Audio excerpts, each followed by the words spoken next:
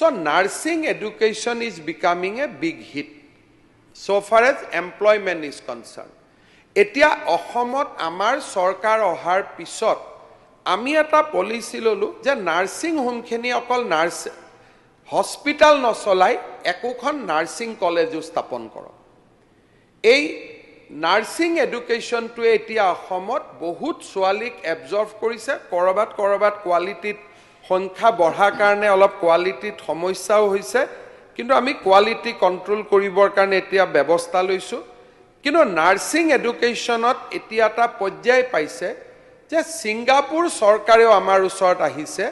যে অসমৰ পৰা তেওঁলোকক নাৰ্স লাগে।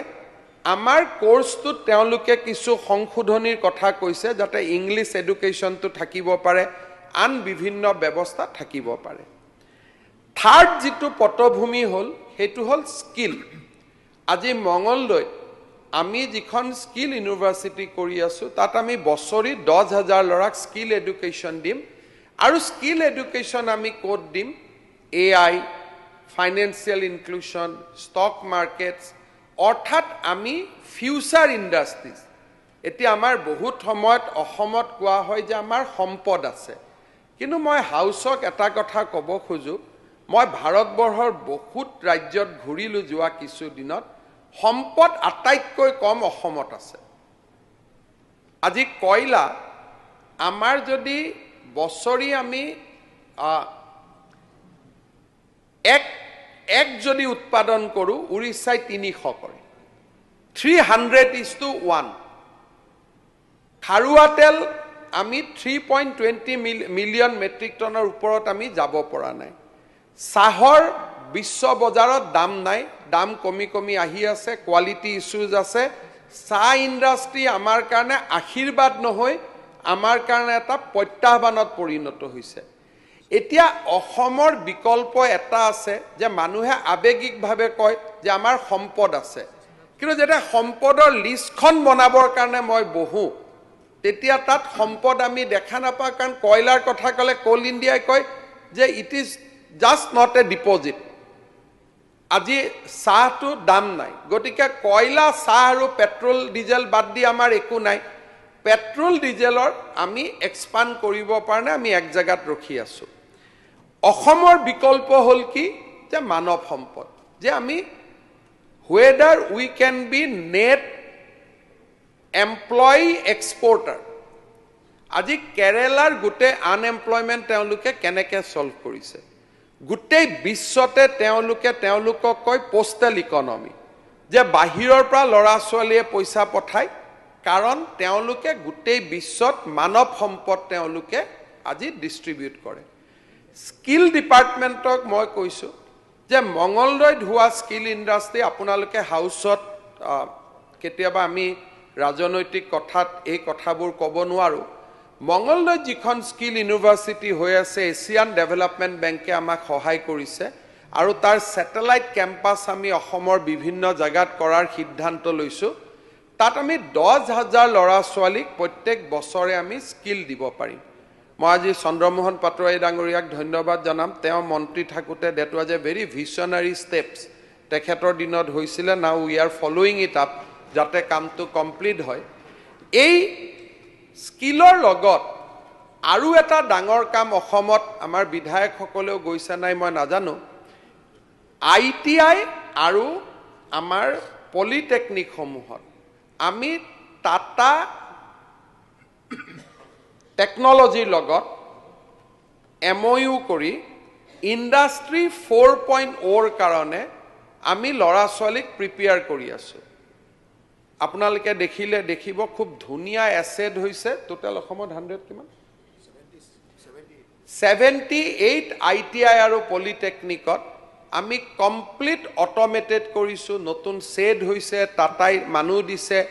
আৰু 100% এমপ্লয়মেন্ট গ্যাৰেন্টি। তাত আমি কি শিকাই আছো, future industry, artificial intelligence, AR, CR, augmented reality. আমি মানৱ সম্পদটোক ব্যৱহাৰ কৰাৰ কাৰণে এই ITIs বিলাকত এতিয়া আমি কমপ্লিট ৰিফৰ্ম কৰিছো। L&Tক আমি 4খন ITIs দিছো, যে তাত আপোনালোকে কনষ্ট্ৰাকশ্যন ইণ্ডাষ্ট্ৰীৰ লগত জড়িত মেন পাৱাৰটো অসমত আপোনালোকে বনাই লওক সো গভৰ্নমেণ্ট এমপ্লয়মেণ্টৰ transparency that is the first pillar of unemployment আমি solve কৰিব খুজিছো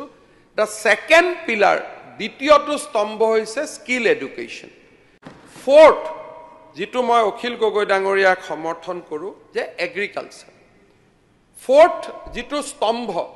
ফাৰ্ষ্ট স্তম্ভ হৈছে স্বচ্ছ চৰকাৰী চাকৰি অকল অসম নহয় অসম ভাৰত আৰু আমাৰ ডাঙৰ ডাঙৰ কোম্পানী বিলাকত চাকৰি net দ্বিতীয়টো হল skill Assam can be a net supplier of human resource to everywhere in India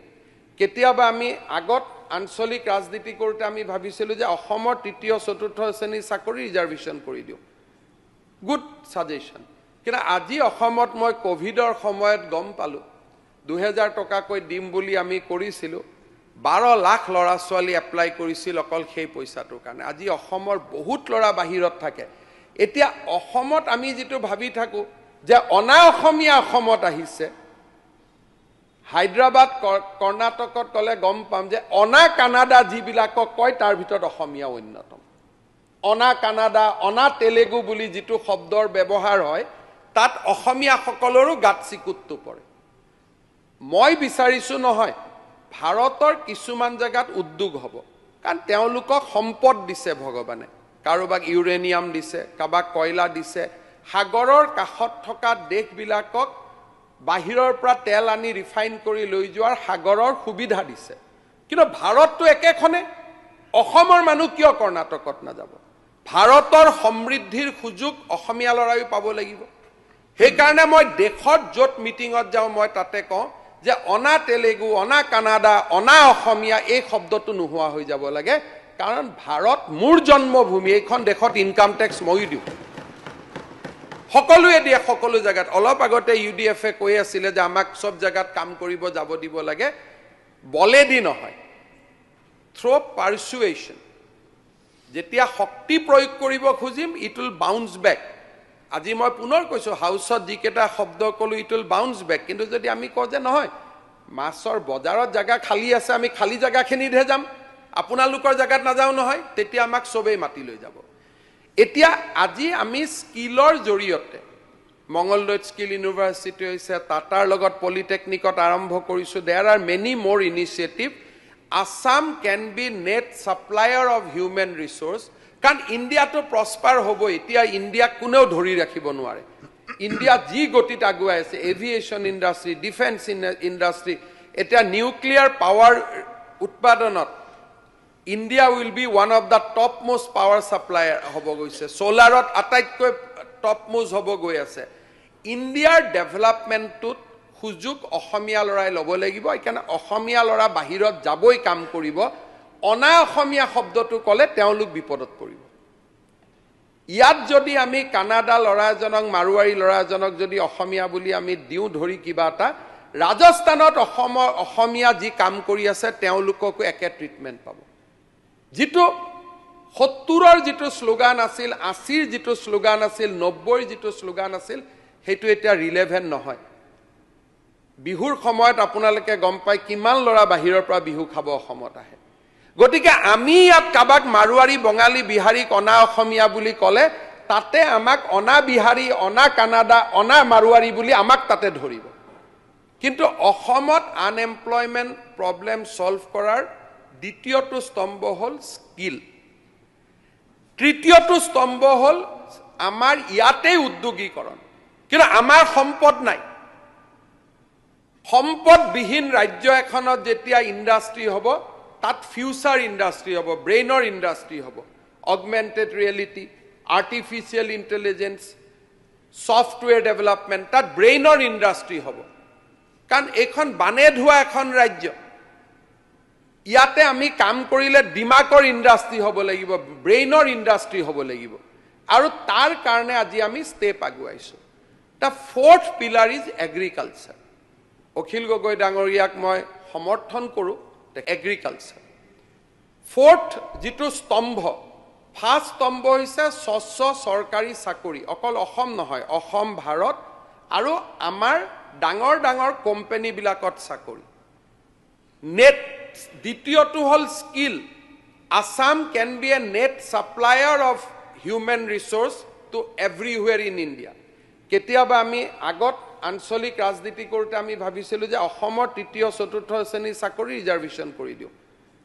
good suggestion কিন্তু আজি অসমত মই কোভিডৰ সময়ত গম পালোঁ 2000 টকাকৈ দিম বুলি আমি কৰিছিলোঁ 12 লাখ ল'ৰা ছোৱালী এপ্লাই কৰিছিল অকল সেই পইচাটোৰ কাৰণে আজি অসমৰ বহুত ল'ৰা বাহিৰত থাকে এতিয়া অসমত আমি যেটো ভাবি থাকো যে অনা অসমীয়া অসমত আহিছে হায়দৰাবাদ কৰ্ণাটকত কলে গম পাম যে অনা কানাডা যিবিলাকক কয় তাৰ ভিতৰত অসমীয়া অন্যতম অনা কানাডা অনা তেলেগু বুলি যেটো শব্দৰ ব্যৱহাৰ হয় তাত অসমীয়া সকলৰো গাত চিকুটটো পৰে মই বিচাৰিছো নহয় ভাৰতৰ কিছুমান জায়গাত উদ্যোগ হ'ব কাৰণ তেওঁলোকক সম্পদ দিছে ভগৱানে কাৰোবাক ইউৰেনিয়াম দিছে কাবাক কয়লা দিছে সাগৰৰ কাষত থকা দেশবিলাকক বাহিৰৰ পৰা তেল আনি ৰিফাইন কৰি লৈ যোৱাৰ সাগৰৰ সুবিধা দিছে কিন্তু ভাৰতটো একেখনে অসমৰ মানুহ কিয় কৰ্ণাটকত না যাব ভাৰতৰ সমৃদ্ধিৰ সুযোগ অসমীয়া লৰাই পাব লাগিব সেই কাৰণে মই দেশত যত মিটিংত যাও মই তাতে কওঁ যে অনা তেলেগু অনা কানাডা অনা অসমীয়া এই শব্দটো নোহোৱা হৈ যাব লাগে কাৰণ ভাৰত মোৰ জন্মভূমি এইখন দেশত ইনকাম ট্যাক্স মই দিও সকলোৱে দিয়ে সকলো জায়গাত অলপ আগতে ইউডিএফ এ কৈ আছিল যে আমাক সব জায়গাত কাম কৰিব যাব দিব লাগে বলে দি নহয় থ্ৰু পাৰসুৱেশ্যন যেতিয়া শক্তি প্ৰয়োগ কৰিব খুজিম ইট উইল বাউন্স বেক আজি মই পুনৰ কৈছো হাউসত যিকেটা শব্দ কলো ইট উইল বাউন্স বেক কিন্তু যদি আমি কওঁ যে নহয় মাছৰ বজাৰত জায়গা খালি আছে আমি খালি জায়গাখিনিতহে যাম আপোনালোকৰ জায়গাত না যাও নহয় তেতিয়া আমাক সবেই মাটি লৈ যাব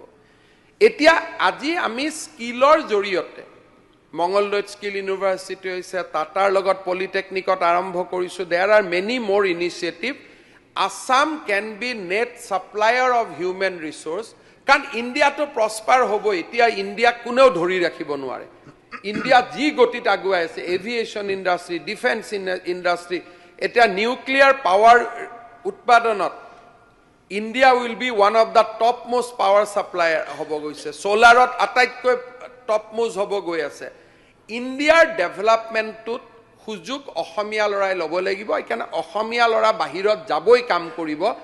অনা অসমীয়া শব্দটো কলে তেওঁলোক বিপদত পৰিব ইয়াত যদি আমি কানাডা লৰাজনক মাৰুৱাৰী লৰাজনক যদি অসমীয়া বুলি আমি দিও ধৰি কিবাটা ৰাজস্থানত অসমীয়া যি কাম কৰি আছে তেওঁলোককো একে ট্ৰিটমেন্ট পাব যেটো 70ৰ যেটো স্লোগান আছিল 80ৰ যেটো স্লোগান আছিল 90ৰ যেটো স্লোগান আছিল হেতু এটা ৰিলেভেন্ট নহয়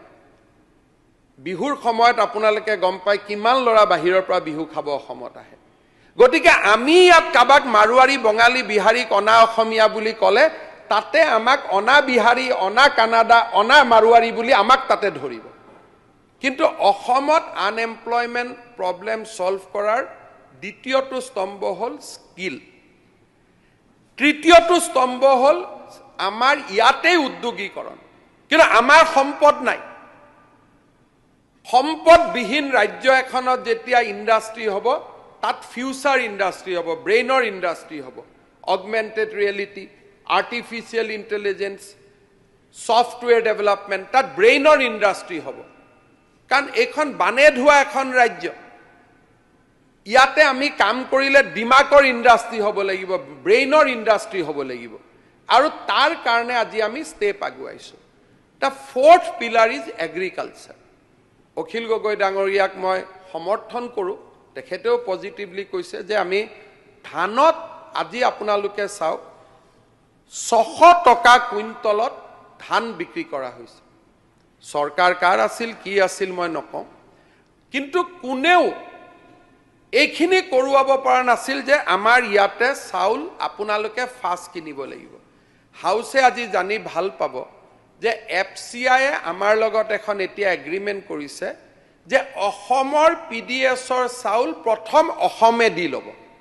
বাকি থকা খিনিহে হাৰিয়ানা পঞ্জাবৰ পৰা আহিব যিখন মই মেগনা কাৰ্টা বুলি কম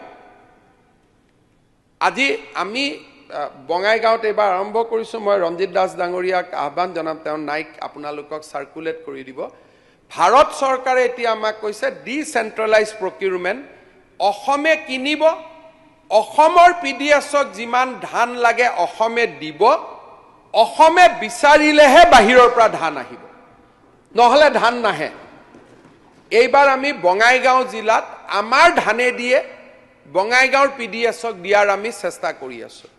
কিন্তু আমাক কিমান লাগে 40 লাখ মেট্ৰিক টন লাগে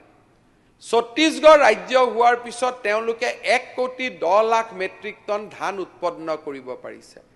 আমি এই বছৰ বহুত চেষ্টা কৰাৰ পিছত 4 লাখ মেট্ৰিক টন ধান কিনিব পাৰিছো কিন্তু এটা সুবিধা হৈছে যে প্ৰাইভেট মিল বিলাকেও এতিয়া 2000 টকা দি ধান কিনা আৰম্ভ কৰিছে কিন্তু নেট উৎপাদন 10 লাখ 12 লাখতকৈও বিক্ৰী কৰিব পৰা পৰ্যায়ত যোৱা নাই মই অখিল গগৈ ডাঙৰীয়াক সমৰ্থন কৰো যে ঘৰৰ প্ৰয়োজনীয় ধানখিনি ঘৰতে কিনি তেওঁলোক সন্তুষ্ট হৈ আছে তাতকৈ আগুৱাব খোজা নাই অহাবাৰ মোৰ প্লেনিং আছে যে 2200 টকা ধানৰ লগত ষ্টেট গভৰ্ণমেণ্টে আৰু কিবা এক্সট্ৰা পইচা দিব পাৰে নি এটলিষ্ট একো নকৰিলেও ধান আনাৰ যিটো খৰচ to the PPC paddy procurement চেণ্টাৰলৈকে কৃষক এজনে আনিবৰ কাৰণে যিটো 200